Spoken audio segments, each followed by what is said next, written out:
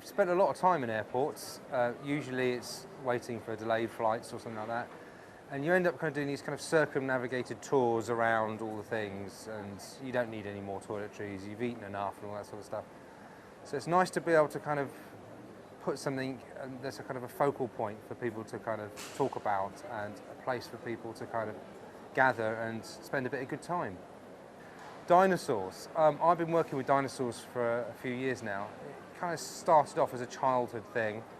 Then I forgot about it, and then it kind of came back to me when I was working at art college. I made a whole series of slot together, self-assembled dinosaurs that were all full size. They were like 40 foot long and 20 foot high. And then a kind of period of my life kind of went past, and I forgot about dinosaurs again.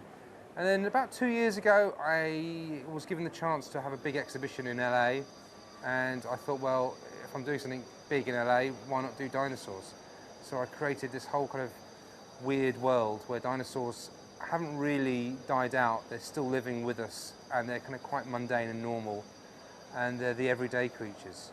So this guy, the Triceratops, has been turned into a Tauransaurolot, which is a well-travelled dinosaur. He migrated all over Europe, and he's picked up lots of luggage labels along the way. Jamie taking on Gatwick is quite a mean thing. There's a lot of chain restaurants here doing their thing. So for a chef like Jamie to come in and do his thing, it's quite a kudos to do, and to be invited in. How the dinosaurs relate to it and how I've twisted them into a kind of a food thing is, these are all Italian luggage labels, and this is Jamie's Italian restaurant we're standing outside of. So he's a kind of a very Italian, very charismatic sort of dinosaur. And he likes his fine food. Over there we've got a T-Rex painting. He's quite a different type of dinosaur. He's more of a kind of a cartoony, comic-y dinosaur. T-Rex is kind of obvious to me. I'm really bad at spelling things.